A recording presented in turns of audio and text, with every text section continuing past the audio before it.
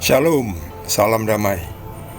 Kita sambung dengan kitab Kejadian bab 15 dengan judul perikop Perjanjian Allah dengan Abram, janji tentang keturunannya. Kemudian datanglah firman Tuhan kepada Abram dalam suatu penglihatan. Janganlah takut, Abram, akulah perisaimu, upahmu akan sangat besar. Abram menjawab, ya Tuhan Allah, apakah yang akan engkau berikan kepadaku? Karena aku akan meninggal dengan tidak mempunyai anak, dan yang akan mewarisi rumahku ialah Eliezer, orang Damsyik itu. Lagi kata Abram, engkau tidak memberikan kepadaku keturunan, sehingga seorang hambaku nanti menjadi ahli warisku. Tetapi datanglah firman Tuhan kepadanya demikian, orang ini tidak akan menjadi ahli warismu, melainkan anak kandungmu, dialah yang akan menjadi ahli warismu. Lalu Tuhan membawa Abram keluar serta berfirman, coba lihat ke langit, hitunglah bintang-bintang, jika engkau dapat menghitungnya. Maka firman-Nya kepadanya, demikianlah banyaknya nanti keturunanmu. Lalu percayalah Abram kepada Tuhan. Maka Tuhan memperhitungkan hal itu kepadanya sebagai kebenaran. Lagi firman Tuhan kepadanya, akulah Tuhan yang membawa engkau keluar dari Ur Kasdim, untuk memberikan negeri ini kepadamu menjadi milikmu. Kata Abram, ya Tuhan Allah, dari manakah aku tahu bahwa aku akan memilikinya? Firman Tuhan kepadanya, ambillah bagiku seekor lembu betina berumur 3 tahun, seekor kambing betina berumur 3 tahun, seekor domba jantan berumur 3 tahun, seekor burung tekukur, dan seekor anak burung merpati. Diambilnyalah semuanya itu bagi Tuhan, dipotong 2, lalu diletakkannya bagian-bagian itu, yang satu di samping yang lain. Tetapi burung-burung itu tidak dipotong 2. Ketika burung-burung buas hinggap pada daging binatang-binatang itu, maka Abram mengusirnya. Menjelang matahari terbenam, tertidurlah Abram dengan nyenyak. Lalu turunlah meliputinya gelap gulita yang mengerikan. Firman Tuhan kepada Abram, ketahuilah dengan sesungguhnya bahwa keturunanmu akan menjadi orang asing dalam suatu negeri yang bukan kepunyaan mereka, dan bahwa mereka akan diperbudak dan dianiaya 400 tahun lamanya. Tetapi bangsa yang akan memperbudak mereka akan kuhukum, dan sesudah itu mereka akan keluar dengan membawa harta benda yang banyak. Tetapi engkau akan pergi kepada nenek moyangmu dengan sejahtera. Engkau akan dikuburkan pada waktu telah putih rambutmu, tetapi keturunan yang keempat akan kembali ke sini. Sebab sebelum itu kedurjanaan orang Amori itu belum genap. Ketika matahari telah terbenam dan hari menjadi gelap, maka kelihatanlah perapian yang berasap beserta suluh yang berapi lewat di antara potongan-potongan daging itu.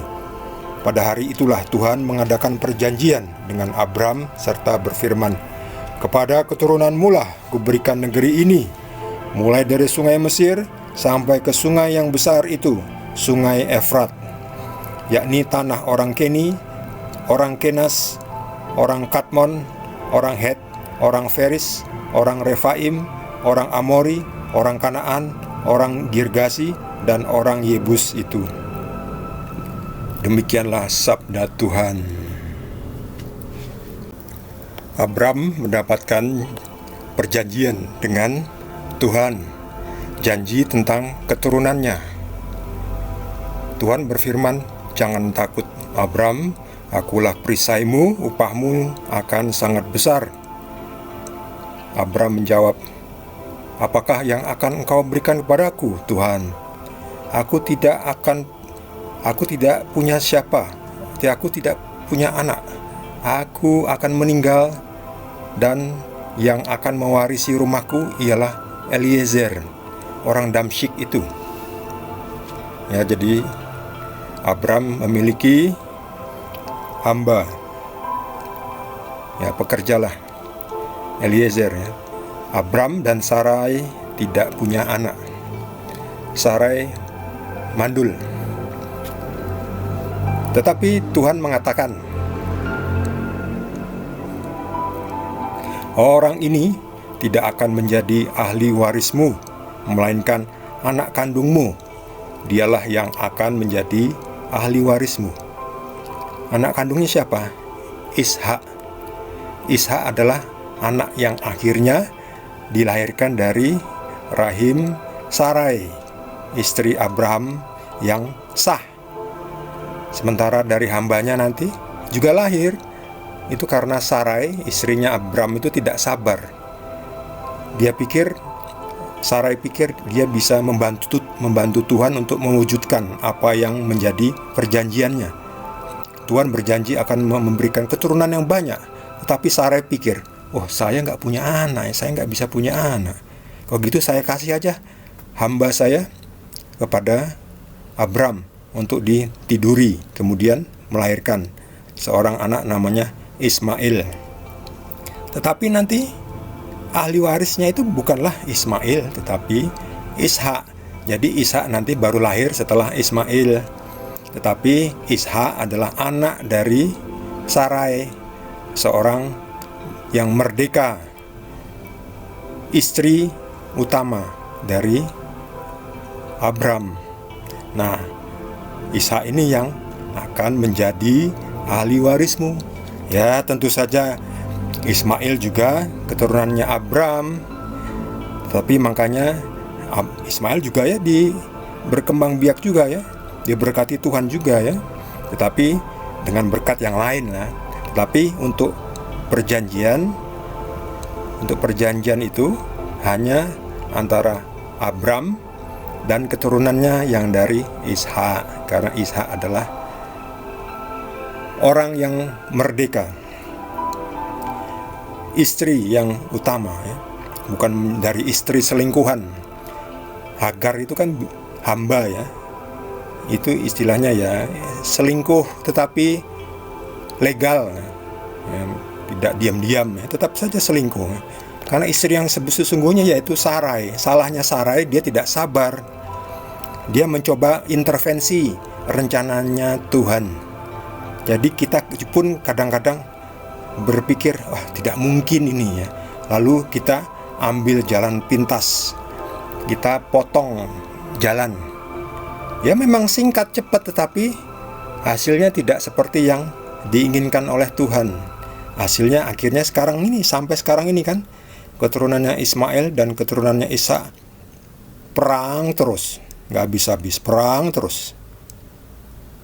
Makanya kita juga jangan sampai mengintervensi jalannya Tuhan. Tuhan punya jalan, meskipun menurut kita jalannya Tuhan itu gak mungkin.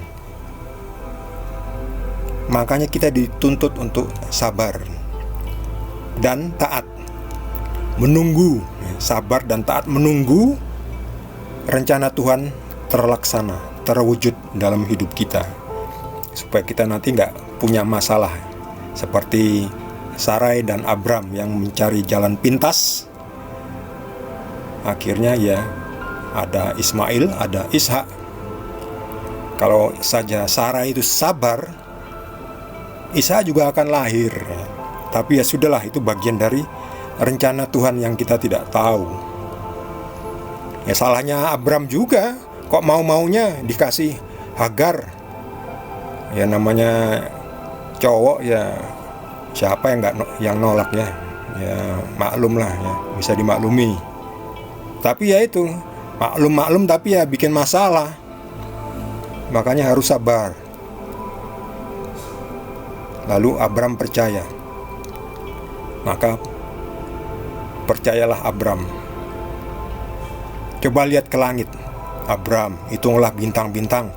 Jika engkau dapat menghitungnya, demikianlah banyaknya nanti keturunanmu. Abram percaya.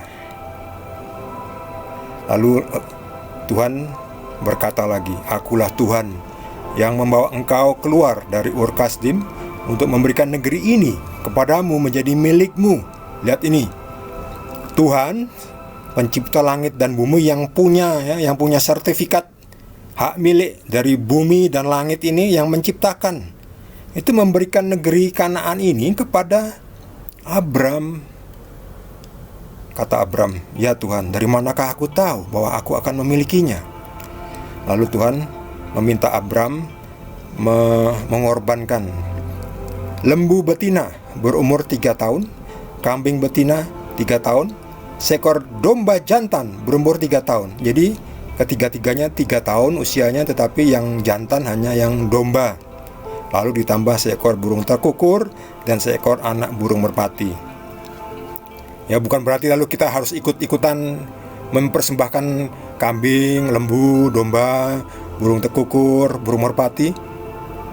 Bukan, itu antara Abram dan Tuhan. Kalau antara kita, Anda, saya, dan Tuhan, Tuhan punya perjanjiannya tersendiri kepada kita masing-masing ya. Itu yang harus kita taati. Tetapi kalau Abram ya seperti ini, mempersembahkan korban-korban, gak apa-apa. Tapi dengan kita, dengan Anda masing-masing, dengan saya, dengan kita semua masing-masing, Tuhan punya perjanjiannya masing-masing. Jadi taati perjanjiannya masing-masing. Lalu setelah mengorbankan binatang-binatang itu, kemudian Abram tertidur ya. Lalu Tuhan mengatakan ya, di dalam bawah sadarnya, ketahuilah sesungguhnya keturunanmu akan menjadi orang asing dalam suatu negeri yang bukan kepunyaan mereka, dan bahwa mereka akan diperbudak dan dianiaya 400 tahun lamanya. Ini menggambarkan bahwa orang Israel nanti keturunannya Abraham itu akan pergi ke Mesir, ke suatu negeri asing, dan mereka akan diperbudak ya, selama 400 tahun lamanya. 400 tahun, lama sekali ya. Indonesia berapa? 350 tahun juga, lama juga. Tetapi bangsa yang akan memperbudak mereka akan kuhukum, dan sesudah itu mereka akan keluar dengan membawa harta benda yang banyak.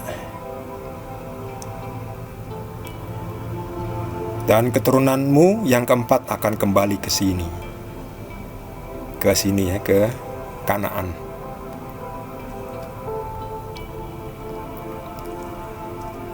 Pada hari itulah Tuhan mengadakan perjanjian dengan Abram serta berfirman, kepada keturunanmu lah kuberikan negeri ini. Lihat ini, perhatikan ini. Mulai dari sungai Mesir sampai ke sungai yang besar itu, yaitu sungai Efrat. Yang dari mana itu? Ya, kita lihat petanya tadi. Ini ada pada peta ini. Saya sudah siapkan peta ini. Mulai dari sungai di Mesir, ya ini Mesir ini ya. Ya mungkin ini Mesir, sungai, ya Mesir di perbatasannya ini yang garis ini nih. Ini ada sungai Nil di sini ya. Ya kurang lebih sekitar sini lah. Sampai sungai Efrat. Sungai Efrat itu mengalir dari Turki sini sampai ke Syria dan Irak ini, sekitar sinilah ini. Jadi ya, dari daerah sini, utara ini, sampai ke sungai dekat Mesir ini, dia akan diberikan kepada orang Israel. Ini perjanjiannya Tuhan, lihat ini. Kepada keturunanmu lah kuberikan negeri ini, mulai dari sungai Mesir sampai ke sungai yang besar itu, sungai Efrat. Jadi memang tanah Kanaan ini Israel, ini Yordan, Lebanon, Syria, ini sampai sini ya, sungai Efrat ini. Irak, sini Arab Saudi ya. Jadi daerah sekitar sini ya memang sebetulnya untuk Israel. Ya masih mending lah Israel mau berbagi ya. Jadi janganlah kasihan Israel janganlah diserang-serang terus lah. Kasihan. Hiduplah damai-damai saja kan lebih baik lah. Sebelum bagi-bagi tanah lah. Jadi omong baik-baik, jangan diroketin terus Israel, kasihan.